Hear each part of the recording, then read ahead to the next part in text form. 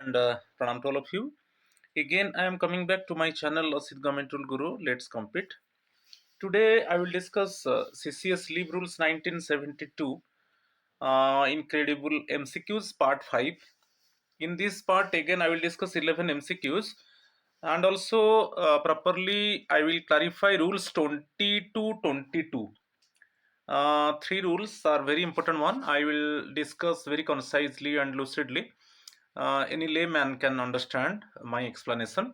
So my friends, please subscribe my channel, share my channel, like my channel so that you can get notification for my upcoming videos.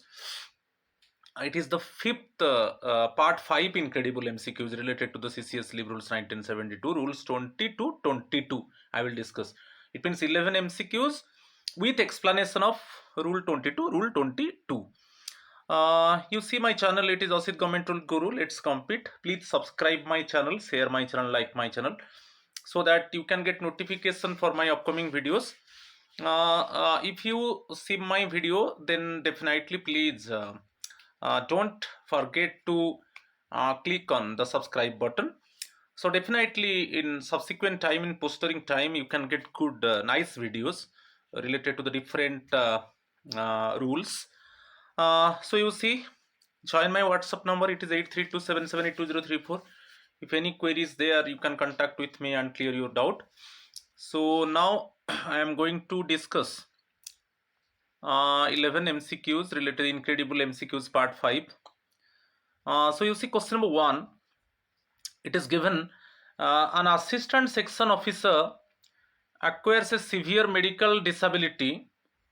The competent medical authority examines the employee and states that while the condition is critical, they cannot say with absolute certainty whether the ASO will never again be fit for service. What is the maximum quantum of leave that can be granted to the employee at a single time?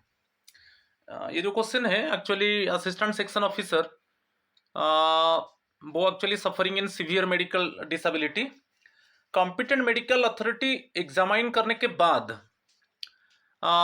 जो statement दिया है कि वो uncertainty है कि whether the ASO can resume the duty in subsequent time और not, आगे में वो ड्यूटी रिज्यूम कर पाएगा कि नहीं वो अनसर्टन है. ठीक है, तो इस केस में यदि लीव चाहिए एएसओ को तो वन टाइम में, सिंगल टाइम में how many days leave will be granted by the competent authority to the concerned ASO suffering in severe disability. Up to 6 months, up to 12 months, up to 24 months, no leave can be granted since there is no certainty of recovery. It is actually up to 12 months. अच्छा, rule position भी बता देता हूं. आप देखिए rule 20 CCS leave rules 1972, rule 20 subsection 1, right, and then BI rule position देखिए 20, उसका subsection 1 का बीट बी देखिए और बीट बी का फास्ट स्टेटमेंट देखिए. 21 BI rule position, it is clearly mention that यदि मेडिकल अथॉरिटी अनसर्टन है, एक्चुअली जो मेडिकल अथॉरिटी का जो स्टेटमेंट है वो अनसर्टन है कि वो फ्यूचर में ड्यूटी रिज्यूम कर पाएगा कि नहीं, इस केस में वो डिसेबल एम्प्लॉय को कितना वन टाइम में कितना दिन का लीव मिलेगा, ये 12 मंथ्स है. और फर्दर एक्सटेंशन के लिए फिर मेडिकल अथॉरिटी उसको एग्जामाइन करेगा. याद रखिए 12 मंथ्स वन टाइम तो 12 मंथ्स लीव मिला और फिर एक्सटेंशन के लिए फिर मेडिकल अथॉरिटी का एग्जामिनेशन जरूरी है. ठीक है, यहां पर रूल पोजीशन बताया और option B is the correct answer. ठीक है, चलो question number 2. A government servant is declared by the medical authority to have acquired a disability that prevents them from discharging further service and the official medical certificate is received in form 3A. The department subsequently grants leave to regulate the employee's period of absence. How should this period of leave be treated in the employee's leave account?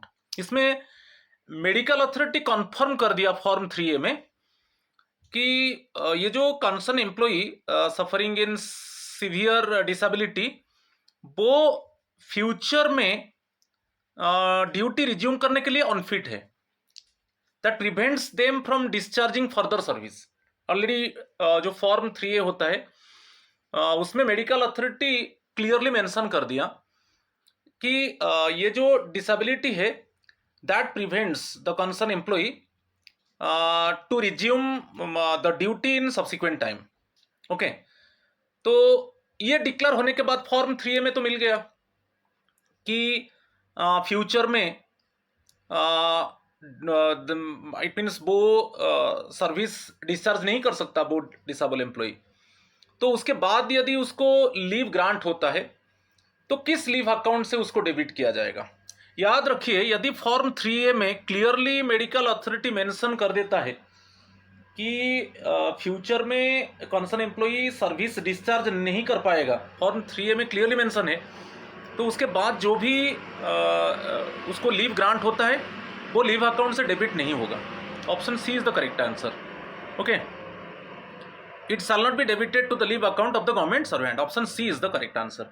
Rule position में बता देता हूं, rule 20 उसका subsection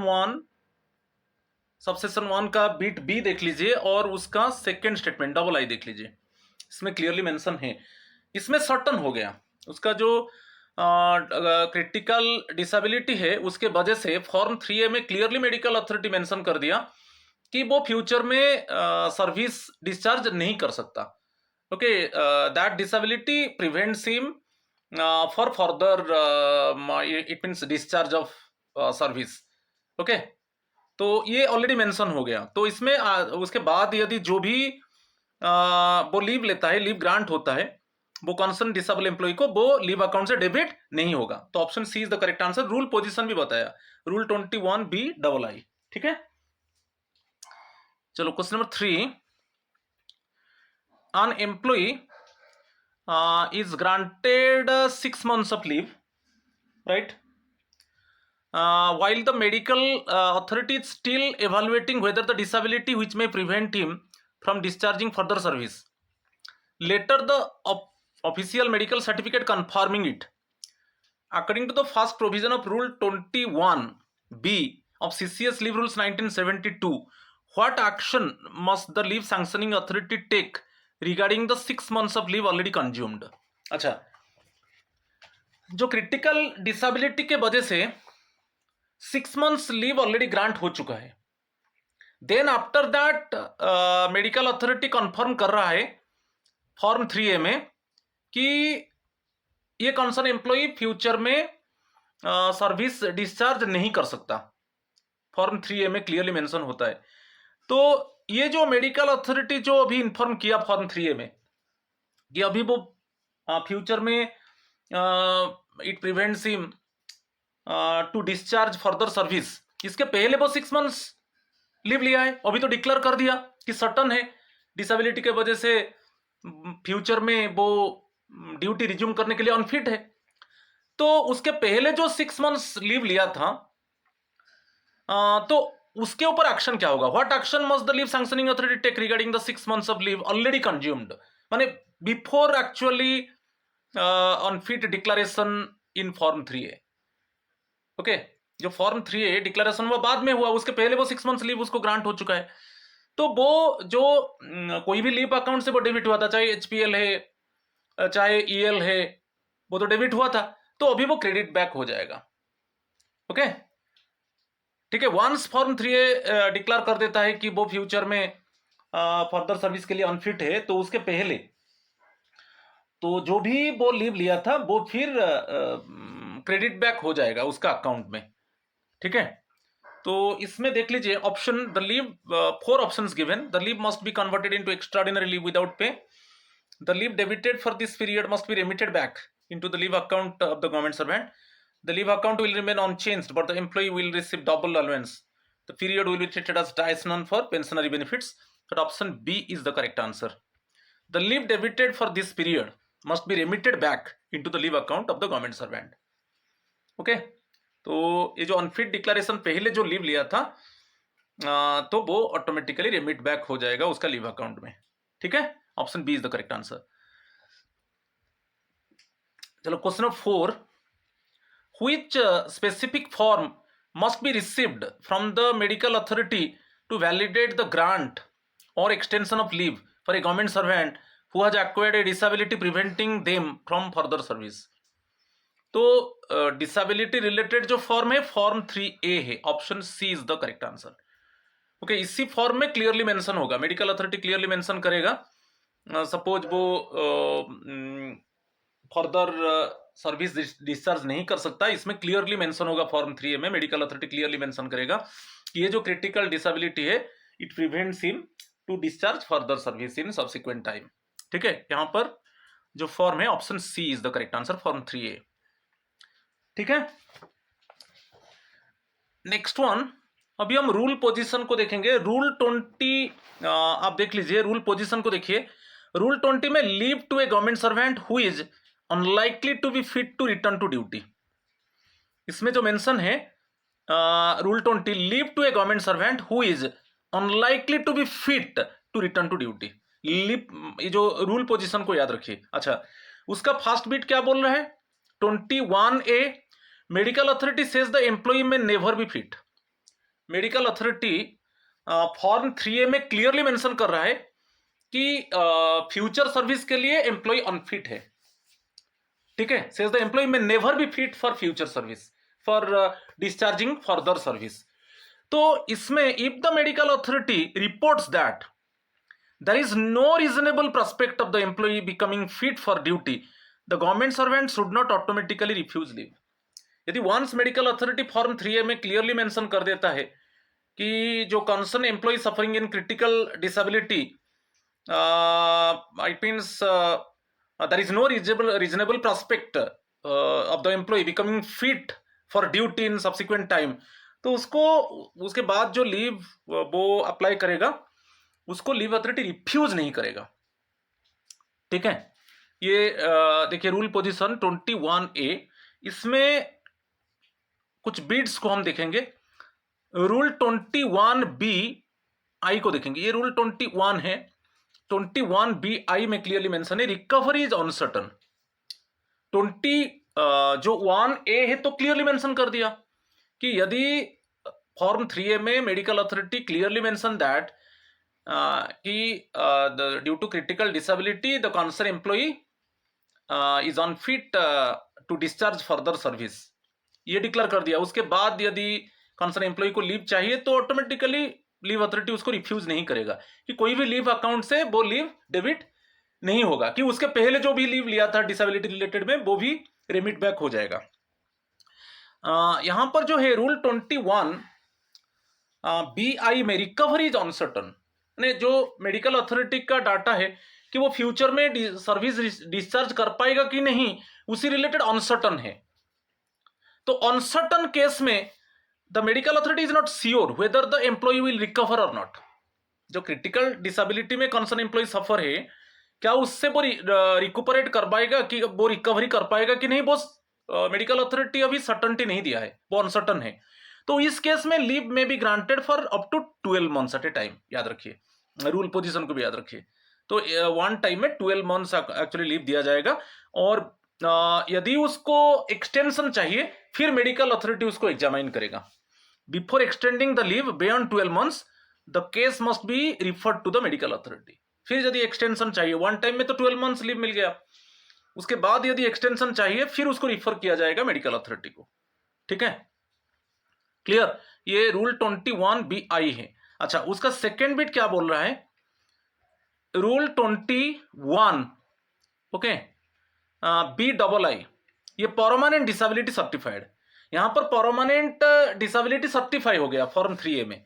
ठीक है, the medical authority certifies in form 3A that the employee has acquired a disability likely to prevent him from performing further service. इसमें clearly mention कर दिया फॉर्म 3A में कि मेडिकल अथॉरिटी ने प्रॉपर एग्जामाइन के बाद सर्टिफाई कर दिया फॉर्म 3A में कि ये जो कंसर्न एम्प्लॉय है, डिसेबल एम्प्लॉय है, वो फ्यूचर में सर्विस डिस्चार्ज नहीं कर सकता, वो फ्यूचर सर्विस के लिए अनफिट है। तो after receiving form 3A leave और एक्सटेंशन ऑफ लीव में बी ग्रांटेड, तो ऑटोमेटिकली लीव और एक्सटेंशन ऑफ लीव में भी ग्रांटेड, और जो भी लीव ग्रांट होगा वो लीव अकाउंट से डेबिट नहीं होगा। ठीक है, तो सर्टनटी जो बीट आई है वो सर्टनटी के अनसर्टनटी के ऊपर है, यहां पर सर्टनटी के ऊपर है। अनसर्टनटी में वन टाइम में 12 मंथ्स लीव मिलेगा, और एक्सटेंशन के लिए फिर refer to the medical authority. मगर यहां पर क्या है, सर्टिफाई कर दिया मेडिकल अथॉरिटी ने कि वो फ्यूचर में सर्विस डिस्चार्ज नहीं कर सकता, तो इस केस में उसके बाद जो भी लीव ग्रांट होगा वो लीव अकाउंट से डेबिट नहीं होगा, और उसके पहले जो भी लीव लिया था वो भी रेमिट बैक हो जाएगा। ठीक है, अच्छा इसमें कुछ प्रोविजन है। First provision, it is clearly given leave already taken is restored. अच्छा, इसमें फर्स्ट प्रोविजन ये बोल रहा है कि ये जो अनफिट जो डिक्लेयर किया गया कि फ्यूचर सर्विस के लिए वो अनफिट है अभी फॉर्म 3A में, और उसके पहले जस्ट बिफोर दैट एक्चुअली जो भी लीव उसको सैंक्शन हुआ था वो उसका अकाउंट में रेमिट बैक हो जाएगा।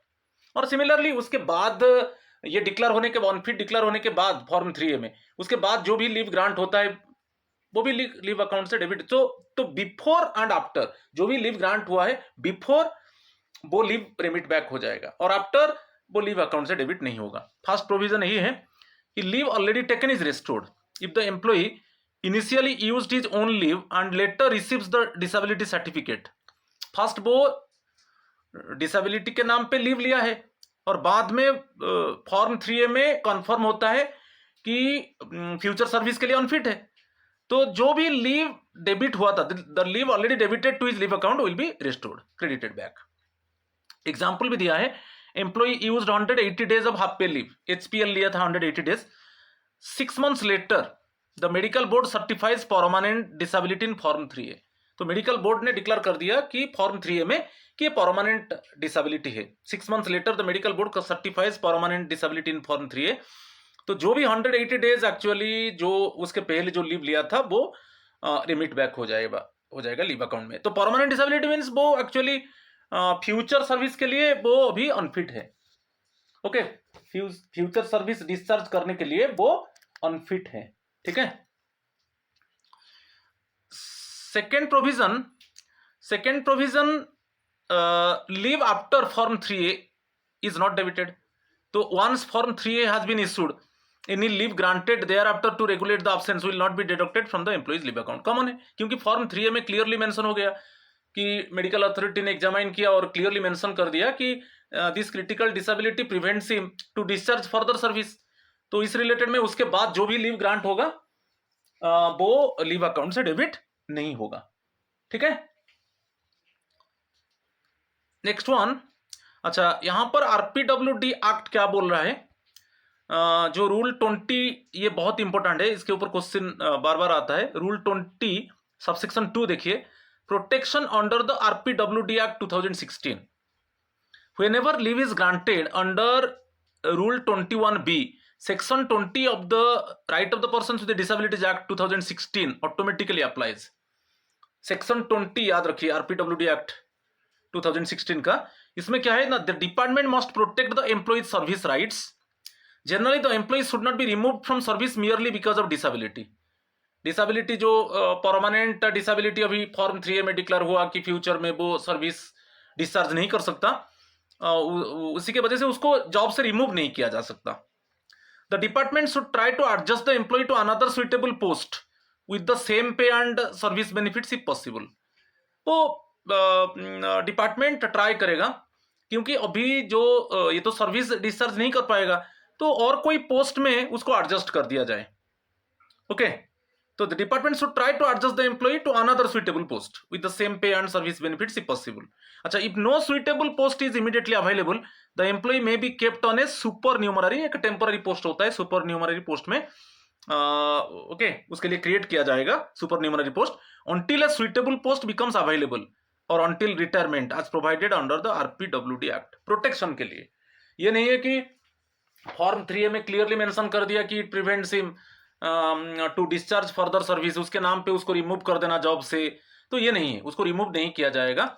उसको डिपार्टमेंट अनदर सुइटेबल पोस्ट में उसको एडजस्ट करने के लिए ट्राई करेगा, जहां पर एक्चुअली कोई डिफिकल्ट वर्क नहीं है, ओके।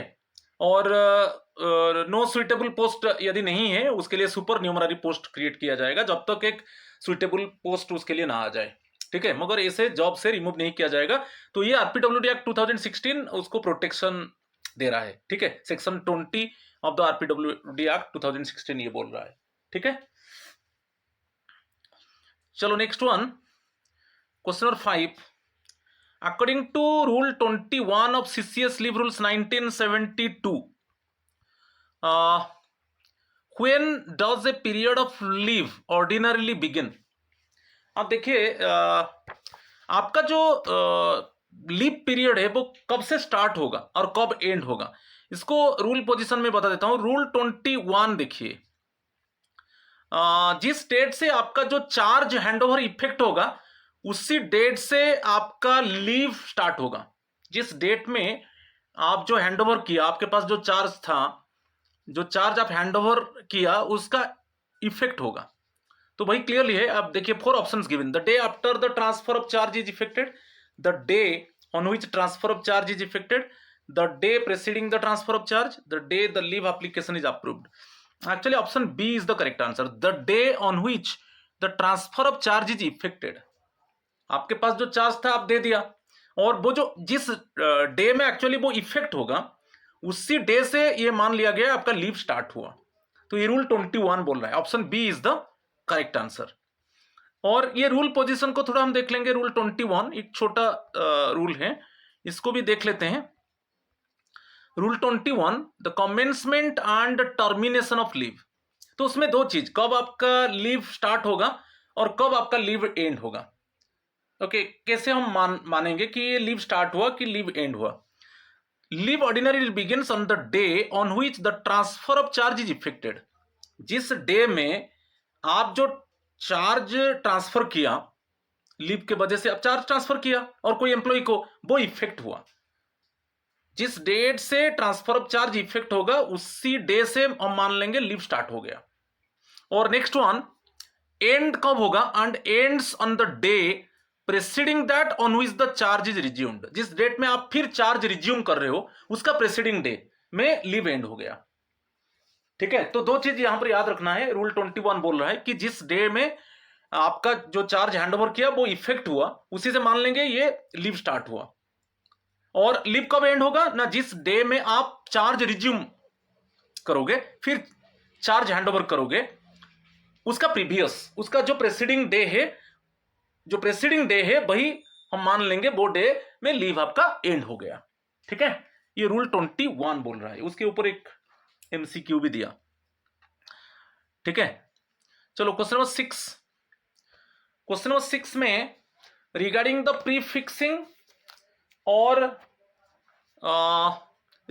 प्रीफिक्सिंग और suffixing of compensatory leave to other types of leave, which statement is accurate.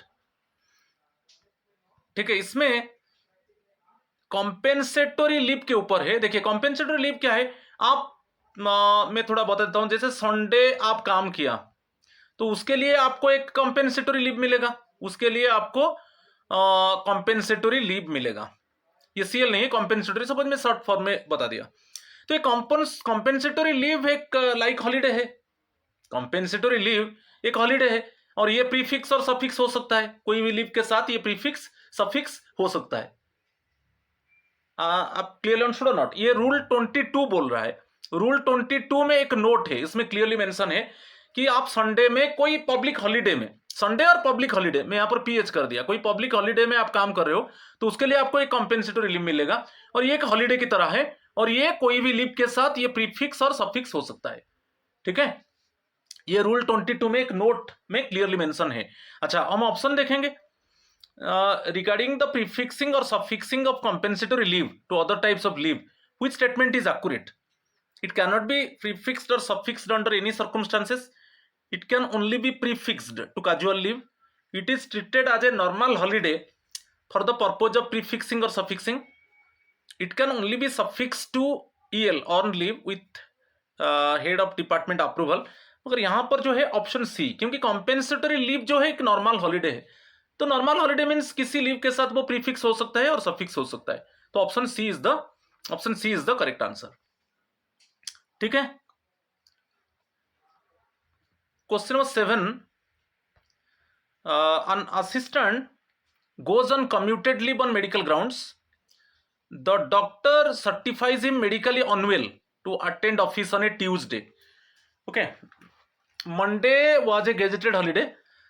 How will Monday, the holiday immediately preceding the day he is certified unwell, be treated? अच्छा, इसमें आप देख लीजिए, एक assistant ने कम्यूटेड लीव लिया है medical grounds में. कम्यूटेड लीव यही है कि 2 HPL को 1 फुल कम्यूटेड लीव के आकार में डिक्लेयर होता है, उसमें मेडिकल सर्टिफिकेट कंपलसरी है. Doctor certifies him medically unwell to attend office on a Tuesday. Medically unwell to attend office, it mean Tuesday से उसका जो मेडिकल जो अनफिट है, मेडिकल डॉक्टर दे रहा है. डॉक्टर आपको मेडिकल अनफिट एक्चुअली सर्टिफिकेट में क्लियरली मेंशन करता है कि क्या क्यों आपका नेचर ऑफ इलनेस क्या है और कितना दिन आपको रेस्ट चाहिए, तब आप वो जो इलनेस में आप सफर हो, आप रिकवरी कर सकते हो, तो किस डेट में फिर आपको वो फिटनेस सर्टिफिकेट देगा. ओके, तो द डॉक्टर सर्टिफाइज हिम. तो आप जानते हो गेजेटेड के लिए जो सर्टिफिकेट होता है वो 3 होता है, फॉर्म 3, और फिटनेस 5, और नॉन गेजेटेड के लिए फॉर्म 4 है. फॉर्म 4 में मेंशन होगा कि कितना नेचर ऑफ इलनेस क्या है और कितना दिन आपको वो रिकमेंड करेगा, कितना दिन का लीव जो आप रिकवर कर सकते हो. फिर फिटनेस वही 5. तो गेजेटेड के लिए 3, 5 और नॉन गेजेटेड के लिए 4, 5. मगर दोनों के लिए गेजेटेड नॉन गेजेटेड के लिए जो फिटनेस सर्टिफिकेट है वो फॉर्म 5 है. तो उसमें क्या है, the doctor certifies him medically unwell to attend office on a Tuesday. मगर आपका जो स्टार्ट हो गया मेडिकल लीव वो ट्यूसडे से स्टार्ट हुआ, मगर मंडे एक गेजेटेड हॉलीडे है. मंडे एक आपका GH में गेजेटेड हॉलीडे है. ठीक है, तो यहां से मेडिकल लीव आपका स्टार्ट हुआ. तो क्या है, ये जो गेजेटेड हॉलीडे है, क्या ये प्रीफिक्स हो सकता है? ये प्रीफिक्स हो सकता है, कोई प्रॉब्लम नहीं है. आप रूल पोजीशन में बता देता हूं. आप रूल पोजीशन देखिए, रूल 22 देख लीजिए. ठीक है, और रूल 22 का आप देख लीजिए, 1 उसका सबसेक्शन 1 देखिए. ठीक है, नहीं, रूल पोजीशन में बता देता हूं. ये जो केस में rule position rule 20 II, okay, II A, इसमें क्लियरली मेंशन है. देख लीजिए, ये रूल पोजीशन है. ठीक है, इसमें क्लियरली मेंशन है कि प्रीफिक्स हो सकता है related to the medical leave. तो यहां पर बहुत कॉमन है कि आपका मेडिकल लीव स्टार्ट हो रहा है ट्यूसडे से, मगर आपका मंडे गेजेटेड हॉलीडे है. तो क्या ये जो है ये प्रीफिक्स हो सकता है? प्रीफिक्स हो सकता है, कोई प्रॉब्लम नहीं है. तो रूल 20 है, रूल 22 है, रूल 22 II, रूल 22 II. इसको भी मैं एक्सप्लेन करूंगा आगे में. ठीक है, रूल 22 II. अच्छा, तो it will automatically be treated as part of the medical leave. It will stand forfeited. It can only be combined if it is explicitly approved by the head of the office. It shall be allowed automatically to be prefixed to the leave. ये prefix होगा, कोई problem नहीं. Option D is the correct answer, क्योंकि आपका medical leave Tuesday से start हो रहा है, तो उसके पहले मंडे यदि गेजेटेड हॉलीडे होता है वो प्रीफिक्स होगा, कोई प्रॉब्लम नहीं है. तो option D is the correct answer. ठीक है, तो रूल पोजीशन और एक बार बताता हूं. रूल 22 II, इसमें 2 एक्चुअली सबसेक्शन है, 2 बीट्स है. 20 II बीट A. ठीक है, अच्छा, next one, question number 8. A government servant is on medical leave. The authorised medical practitioner issues a fitness certificate on Friday. Fitness certificate दे दिया Friday को, on a Friday. Saturday and Sunday are closed weekly holidays. How are Saturday and Sunday treated? ठीक है, तो यहां पर rule position ये fitness related में वही है, रूल 22 II. उसका बीट B देखिए, क्योंकि बीट A था जो अनफिट रिलेटेड था और बीट B फिटनेस रिलेटेड है. अच्छा, ऑथराइज मेडिकल प्रैक्टिशनर आपको फिटनेस सर्टिफिकेट फ्राइडे में दे रहा है, इस वजह फिटनेस सर्टिफिकेट ऑन फ्राइडे, मगर सैटरडे संडे क्लोज्ड हॉलीडेज है. तो how are Saturday Sunday treated, तो वो सफिक्स हो जाएगा. सैटरडे संडे सफिक्स हो जाएगा, आप मंडे ज्वाइन करोगे। और सैटरडे संडे क्या होगा, वो मेडिकल लीव में नहीं जाएगा, क्योंकि फिटनेस सर्टिफिकेट आपको फ्राइडे में दे दिया मेडिकल प्रैक्टिशनर। तो सैटरडे संडे, सैटरडे एक पब्लिक हॉलीडे है और संडे हॉलीडे है, तो सैटरडे संडे जो क्लोज्ड वीकली जो हॉलीडेज है वो सफिक्स हो जाएगा, वो हॉलीडेज में माना जाएगा। ओके, वो मेडिकल लीव में नहीं माना जाएगा, वो सफिक्स हो जाएगा। ओके, तो यहां पर वही आप देख लीजिए, they are automatically allowed to be suffix to the leave, they are counted as part of the medical leave, the employee must report to the office on Saturday morning to prove fitness, they are treated as dies non. Option A is the correct answer, they are automatically allowed to be suffix to the leave. Okay, clear. चलो question number 9, Question number 9, if a government servant prefixes a long weekend, 3 days of holidays to 10 days of earned leave, and a pay revision or rearrangement of allowances occurs during this period, from what exact date does the leave and the consequent rearrangement of pay take effect? आप जानते हो आपको leave salary मिलता है, इस case में क्या है, प्रीफिक्स हो गया 3 days। देखिए प्रीफिक्स हो गया,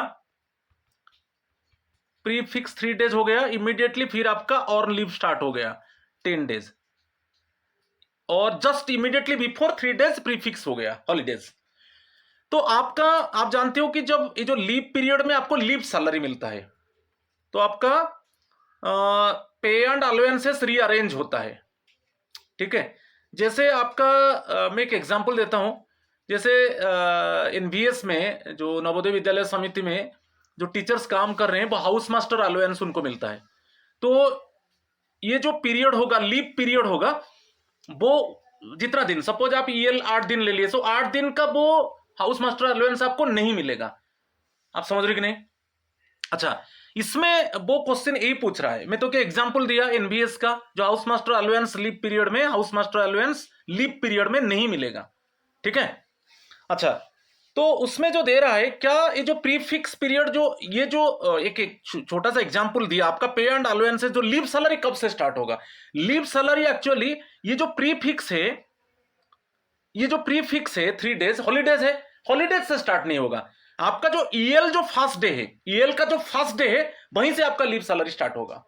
याद रखिए, आप बोलेंगे कि प्रीफिक्स तो 3 days बिफोर हुआ है, तो मेरा जो फर्स्ट डे जो प्रीफिक्स हुआ है, जो हॉलीडे फर्स्ट, जो 3 days हॉलीडेज है, प्रीफिक्स मींस 3 days हॉलीडेज, तो फर्स्ट हॉलीडे से स्टार्ट होगा, इट मींस आपका लीव सैलरी। नो, ओनली जो पीरियड है, लीव पीरियड है, फर्स्ट डे का जो लीव पीरियड का जो फर्स्ट डे है, वहीं से आपका लीव सैलरी मिलेगा। अदरवाइज उसके पहले जो पे एंड अलाउंसेस एज यूजुअल आपको मिलेगा। तो क्लियर, ये बहुत इंपॉर्टेंट है, इसको थोड़ा आपको ध्यान देना है। तो अच्छा, आप अभी देख लीजिए, ये जो ऑप्शन है, आप देखिए रूल पोजीशन को भी बता देता हूं, rule 22, okay, subsection 3, okay, subsection 3 और बीट ए, रूल 22 सबसेक्शन 3 उसका बीट ए क्लियरली मेंशन कर रहा है कि यदि प्रीफिक्स होता है जो हॉलीडेज, जो प्रीफिक्स हॉलीडेज से आपका लीव सैलरी स्टार्ट नहीं होगा।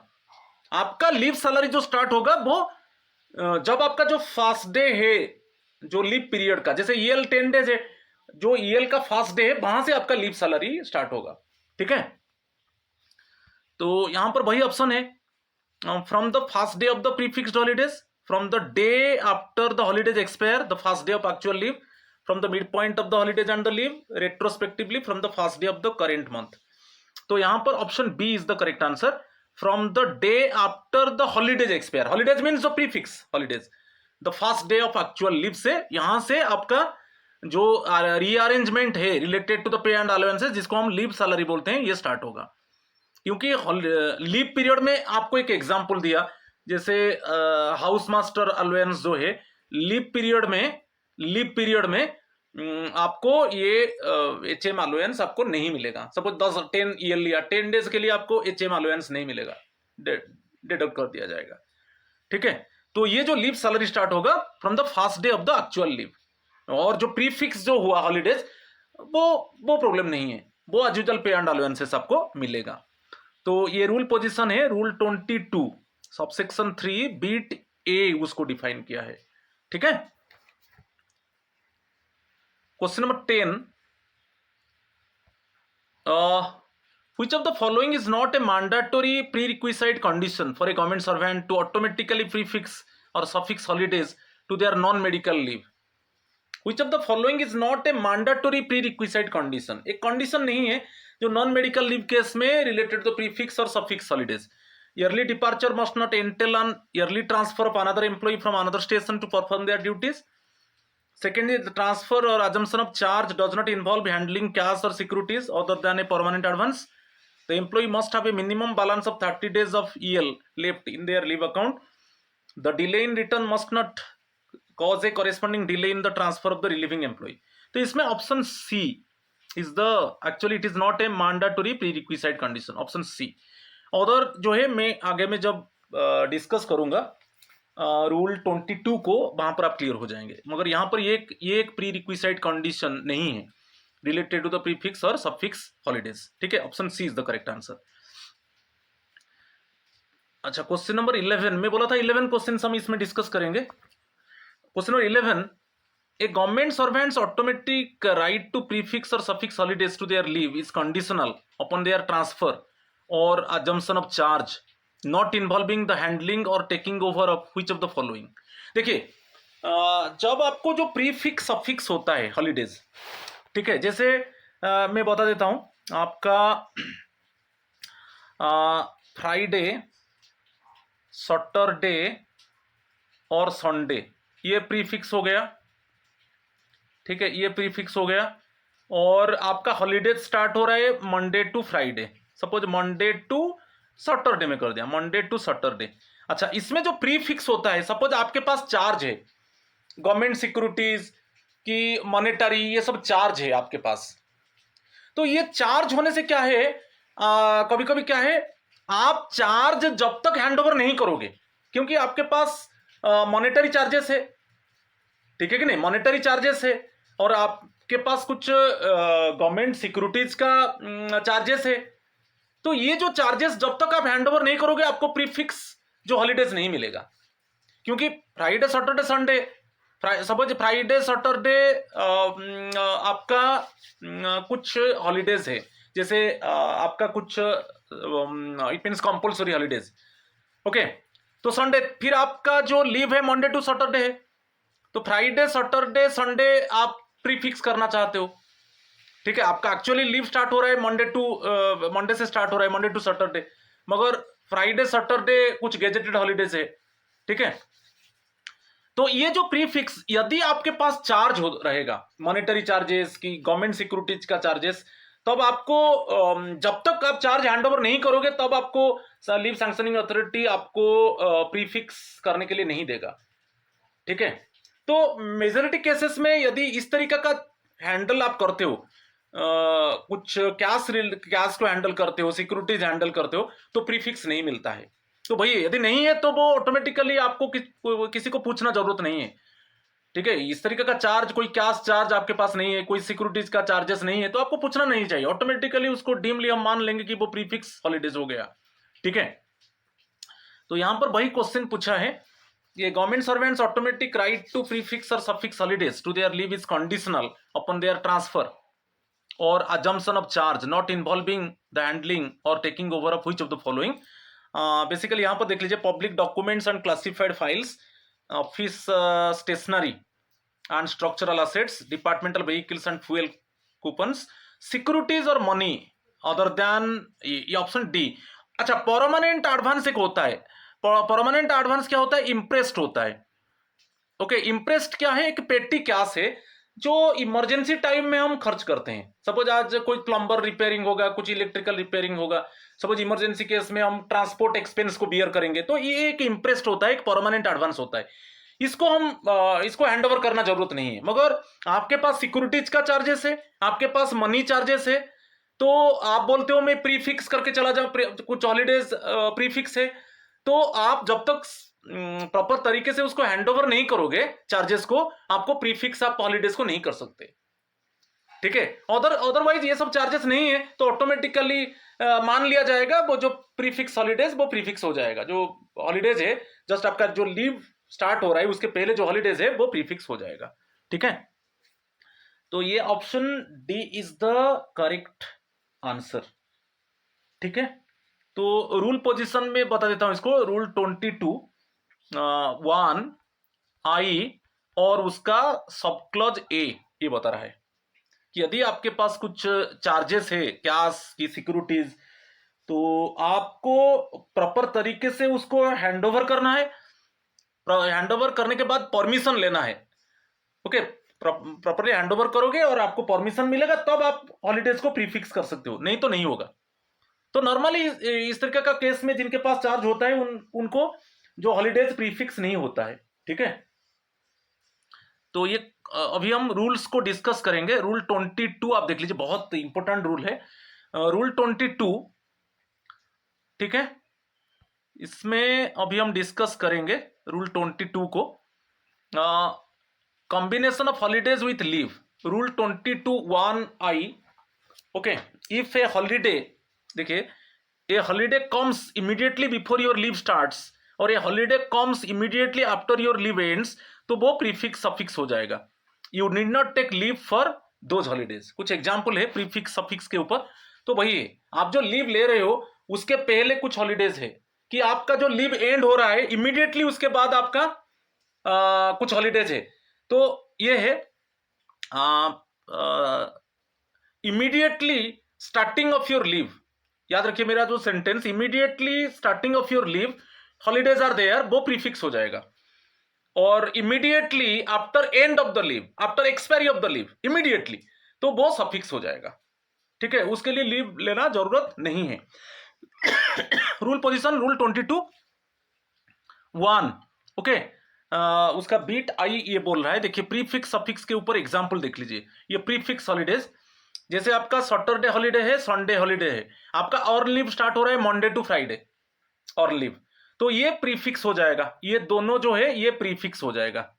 इसके आपका लीव एक्चुअली ये स्टार्ट हो रहा है मंडे टू फ्राइडे, ये प्रीफिक्स हो जाएगा। Then Saturday and Sundays are prefix automatically. Earn leave is counted only from, जो अर्न लीव काउंटेड होगा मंडे टू फ्राइडे, तो लीव डेबिटेड 5 डेज ओनली। समझ में आया प्रीफिक्स? अच्छा, सफिक्स के ऊपर हम देखेंगे। जब सफिक्स क्या है कि holidays immediately after expiry of leave. तो एग्जांपल देखिए, suffix holiday on leave a Monday to Friday, आपका मंडे टू फ्राइडे ईएल है, सैटरडे हॉलीडे है, संडे हॉलीडे है, तो आप मंडे ज्वाइन करोगे, तो ये जो सैटरडे संडे ये सफिक्स हो जाएगा। ओके, तो द एम्प्लॉय ज्वाइन्स ऑन मंडे, तो सैटरडे एंड संडे आर सफिक्स्ड, तो आपका लीव डेबिटेड कितना होगा? 5 डेज मंडे टू फ्राइडे। ठीक है, एक्सेप्शन क्या है? तो कॉम्पिटेंट अथॉरिटी कुछ केस में आपका जो हॉलीडेज है वो प्रीफिक्स सफिक्स नहीं होगा। द कॉम्पिटेंट अथॉरिटी में रिफ्यूज प्रीफिक्सिंग और सफिक्सिंग फॉर एडमिनिस्ट्रेटिव रीजंस। इसके ऊपर क्वेश्चन आता है। कुछ एडमिनिस्ट्रेटिव रीजंस है जो आपका हॉलीडेज को प्रीफिक्स और सफिक्स नहीं किया जाएगा। फॉर एग्जांपल दिया है, if an employee's presence is urgently required before और आफ्टर लीव, परमिशन में बी विथहेल्ड। तो आपका गोटे एम्प्लॉय का प्रेजेंस बहुत जरूरी है, जस्ट बिफोर लीव और जस्ट आफ्टर लीव, तो उसमें ये जो प्रीफिक्स जो सफिक्स का जो कंडीशन है वो विथहेल्ड होगा। ये एक्सेप्शनल केस है, एडमिनिस्ट्रेटिव रीजन की वजह से उसको विथहेल्ड किया जाएगा। ठीक है, नेक्स्ट वन रूल पोजीशन देखिए, रूल 22 1 आई उसका क्लॉज ए। रूल पोजीशन बहुत इंपॉर्टेंट है, इसमें क्लियरली दिया है, it states that automatic permission applies for prefix and suffix of holidays only if your departure और return does not require a formal handover और take over of. मैंने देखिए कभी कभी क्या है, गवर्नमेंट ये सब आपके पास चार्जेस है, गवर्नमेंट मनी का चार्जेस है, सिक्योरिटीज का चार्जेस है, तो इस केस में आप प्रॉपरली हैंडओवर करोगे चार्ज। जब प्रॉपरली हैंडओवर नहीं करोगे तब आपको परमिशन नहीं दिया जाएगा। तो इस केस में क्या है, मैं बोलता हूं जैसे प्रीफिक्स का बात, जो प्रीफिक्स ऑफ हॉलीडेज, तो जनरली ये केस में यदि आपके पास गवर्नमेंट मनी का चार्जेस है, सिक्योरिटीज का चार्जेस है, तो इस केस में जनरली आपको परमिशन लेना पड़ता है कि मेरा जो कुछ हॉलीडेज है क्या वो मेरा लीव के पहले प्रीफिक्स हो सकता है कि नहीं। क्योंकि परमिशन जब आप मांगोगे तो उसमें क्या है, आप फर्स्ट चार्ज हैंडओवर करोगे। यदि चार्ज प्रॉपर्ली हैंडओवर करोगे और परमिशन आपको मिल गया तब हॉलीडेज प्रीफिक्स हो सकता है। मगर अदर केस में आपके पास कोई चार्जेस नहीं है तो नॉर्मली हॉलीडेज प्रीफिक्स होगा। हम deem, it means just we consider it deemly that yes, it means these holidays immediately before leave can be prefixed. Only exception क्या है, इसमें एक इम्प्रेस्ड है। जो इम्प्रेस्ड को बोलते हैं, मैं अभी बताया था परमानेंट एडवांस, जिसमें एक पेटी कैश होता है जो इमरजेंसी पर्पज में यूज होता है। जैसे प्लम में बताया था कुछ एग्जांपल, इलेक्ट्रिकल रिपेयरिंग है, प्लम्बर रिपेयरिंग है, ट्रांसपोर्ट एक्सपेंसेस को बियर करेंगे। ये जो इमरजेंसी केस में जो एक्सपेंडिचर होता है ये इम्प्रेस्ड होता है, परमानेंट। ये इसको ये जरूरत नहीं है, ओनली इसी का चार्ज है तो प्रॉब्लम नहीं है, आप प्रीफिक्स कर सकते हो विदाउट परमिशन, क्योंकि एक्सेप्शन यही है परमानेंट। मगर इसमें क्या है, आपको जो प्रीफिक्स हो रहा है, प्रीफिक्स केस में आपको परमिशन लेना जरूरत है यदि आपके पास चार्जेस है गवर्नमेंट मनी की सिक्योरिटीज का, और उसमें परमानेंट एडवांस वो नहीं आएगा, इम्प्रेस्ड का बात नहीं आएगा, वही दिया है। तो only exception is a permanent advance also called, इसके ऊपर क्वेश्चन आता है। तो ओनली आपके पास चार्जेस है गवर्नमेंट मनी का, सिक्योरिटीज का, तो जनरली प्रीफिक्स नहीं मिलता है, क्योंकि आपको चार्जेस हैंड ओवर करना है प्रॉपरली और आपको परमिशन लेना है हॉलीडेज को प्रीफिक्स करना है तो, ठीक है। नेक्स्ट वन एक क्लॉज है 22(1)(IB), yearly departure. If A government servant fixes prefixes holidays before leave, it is allowed only if his leaving early does not force another employee to be transferred early from another station to take over his work।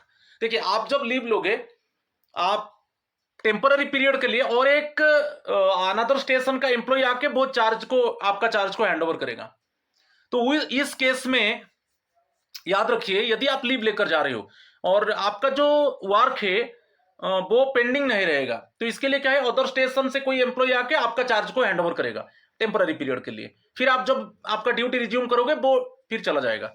तो इस case में क्या है, जो clause B बोल रहा है, if A government servant prefixes holidays before leave, it is allowed only. यदि आप प्रीफिक्स करना चाहते हो, जो हॉलीडेज है प्रीफिक्स करना चाहते हो लीव के पहले, मगर उसमें क्या होगा, जो अनदर स्टेशन से जो एम्प्लॉय आएगा आपको सब्सटीट्यूट करेगा, क्योंकि आप तो लीव में चले जाओगे, जो अनदर स्टेशन से जो वर्कर आएगा वो उसको ईयरली उसको रिलीव वहां से नहीं किया जाएगा। He is leaving early does not force another employee to be transferred early from another station to take over his work. आप बोलोगे कि मैं प्रीफिक्स लेकर, जैसे देखिए मैं एग्जांपल देता हूं उसमें क्या डिफिकल्टीज है। जैसे फ्राइडे, सैटरडे, ये दोनों सपोज गेजेटेड हॉलीडेज हो गया, संडे आ गया, और आपका लीव जो है मंडे से स्टार्ट हो रहा है, मंडे से स्टार्ट हो रहा है, तो आप ये चाहते हो कि मैं फ्राइडे को चला जाऊंगा, फ्राइडे आफ्टरनून में चला जाऊंगा। तो फ्राइडे, इसमें क्या है, आपका जो सर्विस है वो बहुत इंपॉर्टेंट है, इसके लिए अदर स्टेशन से एक एम्प्लॉय आएगा आपके जगह में, जो आपका लीव पीरियड में वो काम करेगा।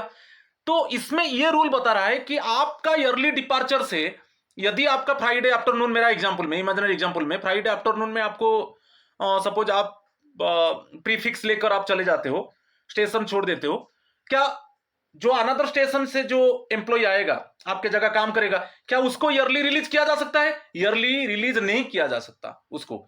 इसके लिए यदि आपको कोई सब्सटीट्यूट कर रहा है टेम्पररी पीरियड के लिए, इस केस में आपको प्रीफिक्स हॉलीडेज मिलना डिफिकल्ट है, क्योंकि जो कॉम्पिटेंट अथॉरिटी है वो इस केस में एडमिनिस्ट्रेटिव रीजन के वजह से वो आपको जो हॉलीडेज प्रीफिक्स करने के लिए अलाउ नहीं करते हैं। क्योंकि यदि आप फ्राइडे आफ्टरनून चले जाओगे तो वहां से फिर एक अदर स्टेशन में जो एम्प्लॉय है वो फिर आएगा आपके जगह में काम करेगा, क्या उसको अर्ली रिलीज कर दिया जाएगा? नहीं किया जाएगा। आप समझ रहे कि नहीं? तो जनरली इस केस में प्रीफिक्स डिफिकल्ट नहीं मिलता है, ठीक है। तो वही ऑप्शन है। और एक क्लॉज है डिलेड रिटर्न के ऊपर, मैं भी क्लैरिफाई कर देता हूं, रूल 22(1) बीट आई, उसका क्लॉज सी। क्लॉज सी में क्या, डिलेड रिटर्न।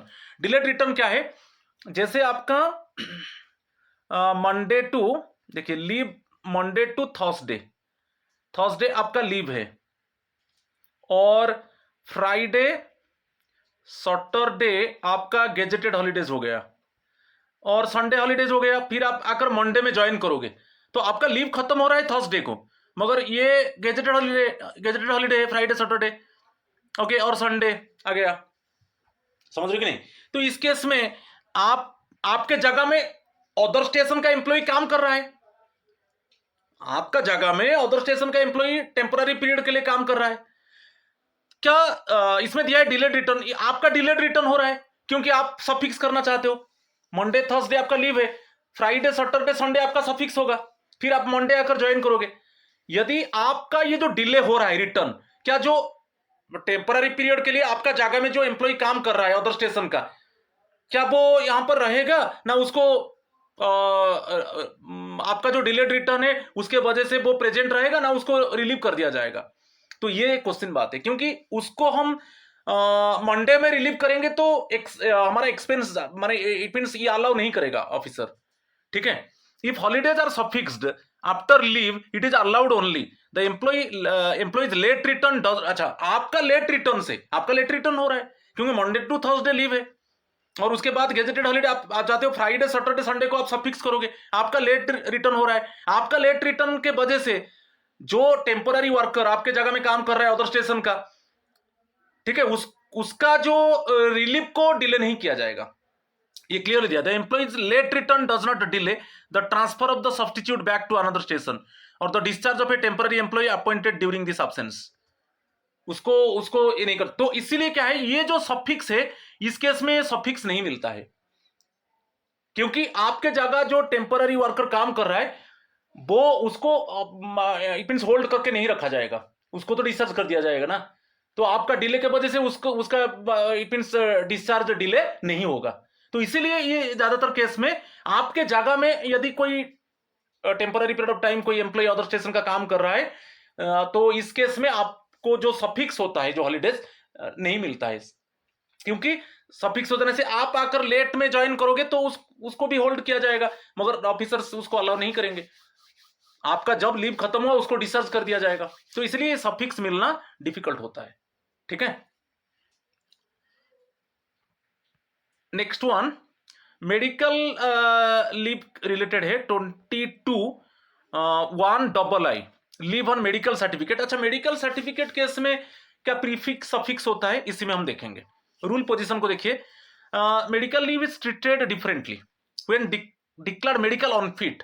आप मैं बार बार बता रहा हूं, जो अनफिट आपको डिक्लेयर गेजेटेड के लिए फॉर्म 3, नॉन गेजेटेड के लिए फॉर्म 4, मगर फिटनेस सबके लिए फॉर्म 5।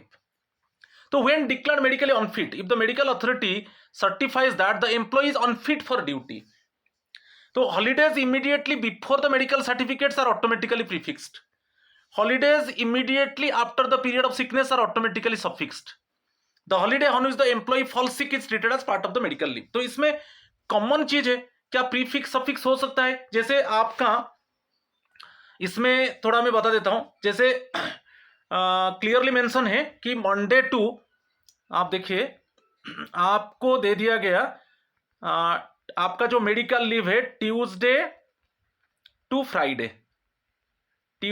फ्राइडे डॉक्टर ने दे दिया कि ये मेडिकल लीव है, ओके। आप क्लियरली मेंशन कर दिया नेचर ऑफ इलनेस और रिकमेंड कर दिया ट्यूसडे टू फ्राइडे आप अनफिट हो काम करने के लिए, और उसके पहले जो मंडे है वो गेजेटेड हॉलीडे है,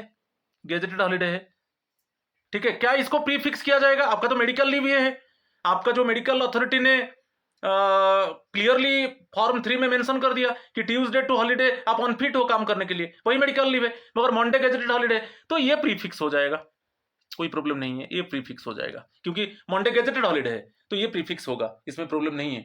और अच्छा, उसके बाद आपका फिटनेस, सपोज फ्राइडे को आपको फिटनेस सर्टिफिकेट इश्यू किया गया, फिटनेस सर्टिफिकेट दे दिया गया फॉर्म 5 में, फिटनेस सर्टिफिकेट दे दिया गया, मगर सैटरडे संडे ये दोनों, सपोज सैटरडे गेजेटेड हॉलीडे है और संडे हॉलीडे है, तो ये जो हॉलीडेज है इसको सफिक्स किया जाएगा कि नहीं? आपका जो मेडिकल लीव है ट्यूसडे टू फ्राइडे है, सैटरडे संडे दोनों छुट्टी है, वो सफिक्स हो जाएगा, ये सफिक्स हो जाएगा, तो आप जाकर मंडे में ज्वाइन करोगे। तो प्रीफिक्स सफिक्स हो सकता है, इसमें कोई प्रॉब्लम नहीं है इस केस में, याद रखिए। ठीक है, क्लियर। तो आपका medical leave Tuesday to Friday है, और उसके पहले just before Monday gazetted holiday वो प्रीफिक्स हो जाएगा, और सैटरडे संडे छुट्टी है वो सफिक्स हो जाएगा, फिर आप मंडे ज्वाइन करोगे। मगर आपको यहां पर कंडीशन है, आपको medical fitness certificate doctor issue कर देगा फ्राइडे को। ठीक है, मगर उसके इमीडिएटली बाद सैटरडे संडे छुट्टी है, क्या वो जो हॉलीडेज है वो सफिक्स हो सकता है, कोई प्रॉब्लम नहीं है, आप अगर मंडे ज्वाइन करोगे। ठीक है, तो ये रूल 22(1) बोल रहा है। ठीक है, और बी उसका जो clause A, when declared medically unfit. अच्छा, नेक्स्ट यहां पर देखिए एग्जाम्पल भी दे दिया। सैटरडे हॉलीडे है, संडे हॉलीडे है, मंडे से declared medically unfit, medical leave Monday to Friday, Saturday and Sunday after Friday are holidays, Saturday Sunday भी हॉलीडेज है। तो यहां पर सैटरडे संडे हॉलीडेज है, ये प्रीफिक्स हो गया, ये प्रीफिक्स हो गया। और मंडे टू फ्राइडे ये मेडिकल लीव है, और आपको फिटनेस सर्टिफिकेट फ्राइडे में दे दिया गया, मगर अगेन सैटरडे संडे ये हॉलीडेज है, ये इसको सफिक्स कर दिया जाएगा, तो आप मंडे ज्वाइन करोगे। तो previous Saturday and Sunday are automatically prefixed, following Saturday and Sunday are automatically suffixed. ठीक है, तो फ्राइडे में आपको फॉर्म 5 में फिटनेस सर्टिफिकेट दे देगा डॉक्टर, मगर immediately after that Saturday Sunday क्या है, हॉलीडेज है, तो वो सफिक्स हो जाएगा। ठीक है, क्लियर। चलो नेक्स्ट वन। अच्छा, व्हेन डिक्लेयर मेडिकल फिटनेस, ये मेडिकली फिट आपको डिक्लेयर कर दिया जाएगा। इसमें 22(1)(b) में ये बोल रहा है कि रूल पोजीशन देखिए, when declare medically fit, if the medical authority certifies that the employee is fit to resume duty, any holidays immediately after the fitness certificates are automatically suffixed, और holidays before the fitness certificate वो तो medical leave में जाएगा, remain part of the medical leave. ठीक है, जैसे example, medical authority certifies fitness on Friday, आपको fitness certificate दे दिया, आपको फ्राइडे फिटनेस सर्टिफिकेट दे दिया, सैटरडे संडे हॉलीडेज है, ये दोनों सैटरडे संडे हॉलीडेज है, तो आपको ये सैटरडे संडे ये क्या हो जाएगा, सफिक्स हो जाएगा,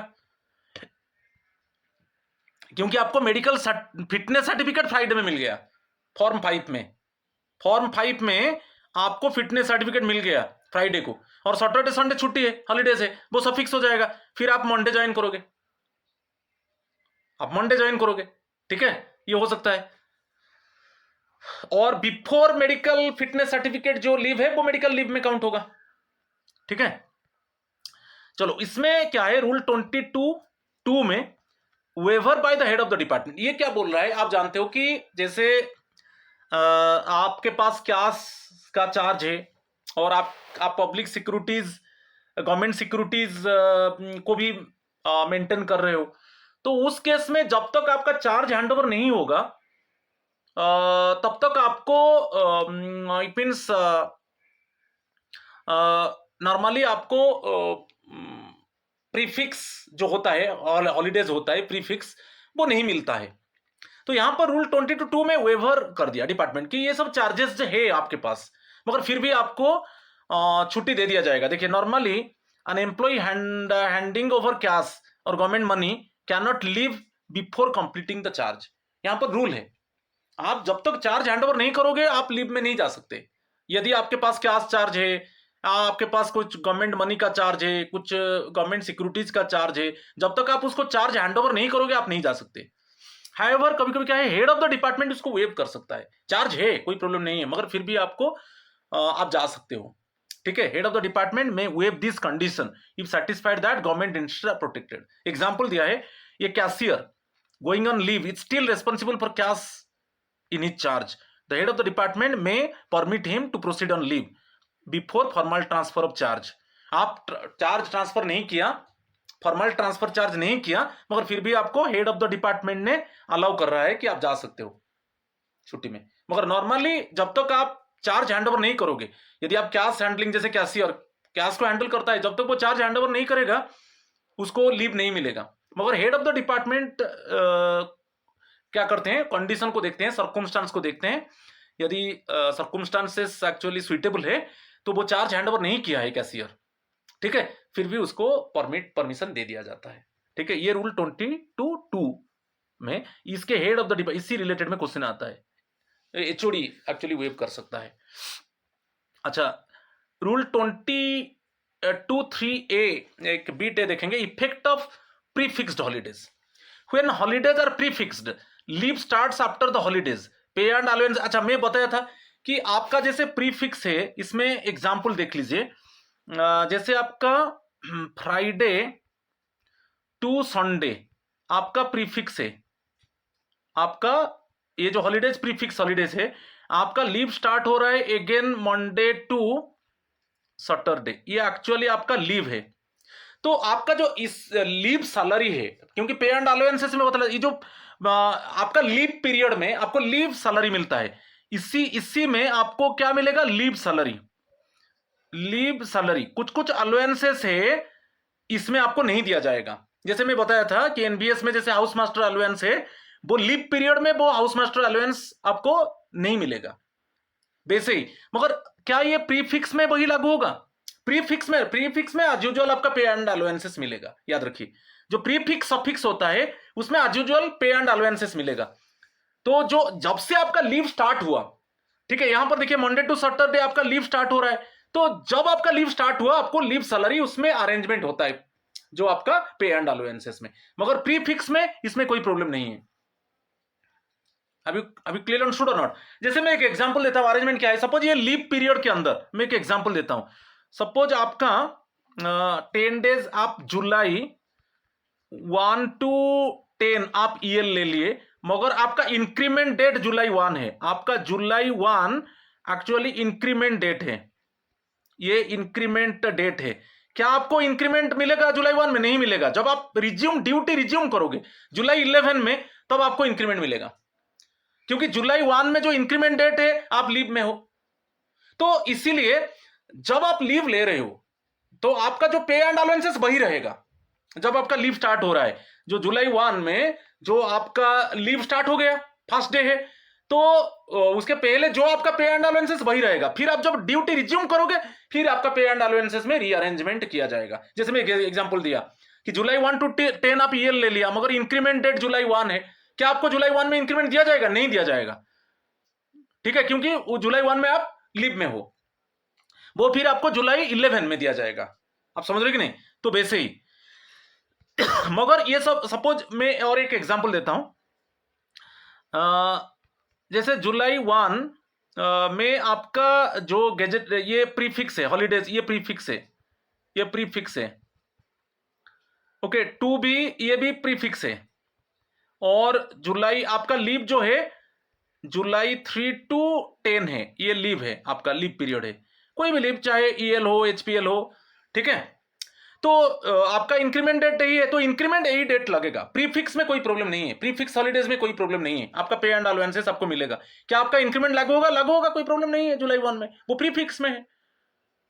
हैव यू क्लियर अंडरस्टूड? तो प्रीफिक्स सफिक्स में प्रॉब्लम नहीं है। ओनली आपका जो लीव पीरियड है, जब लीव पीरियड स्टार्ट हो रहा है उसके पहले जो पे एंड अलाउंसेस वही रहेगा, उसमें कुछ चेंजेस नहीं होगा। फिर आप जब ड्यूटी रिज्यूम करोगे, फिर आपको चेंजेस रिफ्लेक्ट होगा।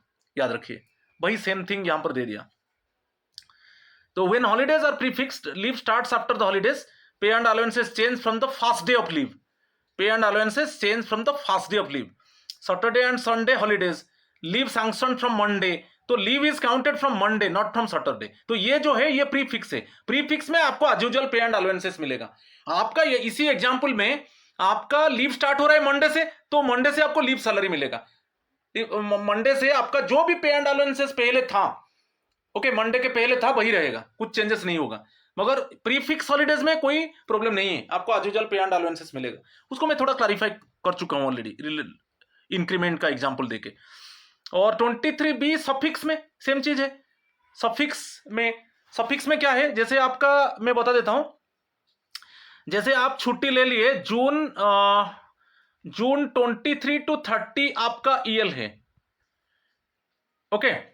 जुलाई 1 एक हॉलीडे, गेजेटेड हॉलीडे है, ये सफिक्स हो गया, ये सफिक्स हो गया, ठीक है, कि गेजेटेड हॉलीडे है कि संडे है, गेजेटेड हॉलीडे है कि संडे है, ठीक है। अच्छा, क्या आपका इंक्रीमेंट, ये इंक्रीमेंट डेट है, जुलाई 1 आपका इंक्रीमेंट डेट है, इंक्रीमेंट डेट है। क्या आपको इंक्रीमेंट मिलेगा कि नहीं जुलाई 1 में? जुलाई 1 में मिलेगा, क्योंकि ये किसमें आता है? सफिक्स आता है। तो सफिक्स में आपका एज यूजुअल पे एंड अलाउंसेस मिलेगा, मगर जो लीव पीरियड है उसमें लीव के पहले जो फर्स्ट डे ऑफ लीव, उसमें हम देखेंगे आपका पे एंड अलाउंसेस क्या था, वही रहेगा, उसमें कोई चेंजेस नहीं होगा। हम क्लियर ऑन शुड और नॉट? वो लीव सैलरी है, और लीव सैलरी में मैं एक एग्जांपल दे चुका हूं, एनबीएस का जो एचएम अलाउंस है वो नहीं मिलेगा लीव पीरियड में, मगर प्रीफिक्स सफिक्स में एचएम अलाउंस मिलेगा, हाउस मास्टर अलाउंस मिलेगा। ठीक है, तो ऐसे कुछ एग्जांपल भी आपको दे चुका हूं ऑलरेडी। जैसे leave ends on Friday, Saturday Sunday holidays, तो एम्प्लॉय ज्वाइंस ऑन मंडे, तो फॉर सर्विस एंड पे purposes leave ended on Friday. आपका जो सफिक्स है, जो सफिक्स पीरियड, वो एज यूजुअल आपका पे एंड अलाउंसेस मिलेगा। आपका लीव रिलेटेड में इसी एग्जांपल में फ्राइडे आपका लीव एंड हो रहा है। अभी क्लियर ऑन शुड और नॉट? तो ये चीज को आपको ध्यान देना है। रूल 22(3)B ये बोल रहा है, इफेक्ट ऑफ सफिक्स्ड हॉलीडेज। और एक नोट, ये लास्ट है, नोट में क्या है? Compensatory leave. कॉम्पेंसेटरी क्या है? आप संडे काम किया कि कोई गेजेटेड हॉलीडे है, इसमें आप काम कर रहे हो, तो आपको कोई भी वीक में कोई एक डे आपको कॉम्पेंसेटरी लीव दे दिया जाएगा। अच्छा, कॉम्पेंसेटरी लीव एक हॉलीडेज है, तो कॉम्पेंसेटरी लीव प्रीफिक्स हो सकता है, सफिक्स भी हो सकता है, प्रॉब्लम नहीं है। कॉम्पेंसेटरी लीव कभी कभी क्वेश्चन आता है, क्या उसको प्रीफिक्स सफिक्स कर सकते हैं? कर सकते हैं, कोई प्रॉब्लम नहीं है, क्योंकि संडे गेजेटेड हॉलीडे में आप काम कर रहे हो, तो इसलिए तो आपको कॉम्पेंसेटरी लीव मिल रहा है। क्या कॉम्पेंसेटरी लीव को हम प्रीफिक्स सफिक्स कर सकते हैं? कर सकते हैं। ठीक है, ये नोट में डिक्लेयर कर। तो ये मेरा था 11 क्वेश्चंस था, और रूल 20, 21 एंड 22 में डिस्कस किया। So please my friends, subscribe my channel, share my channel, like my channel, so that you can get quality videos in subsequent time. आज इतना ही है। थैंक यू एंड नमस्कार टू ऑल ऑफ यू।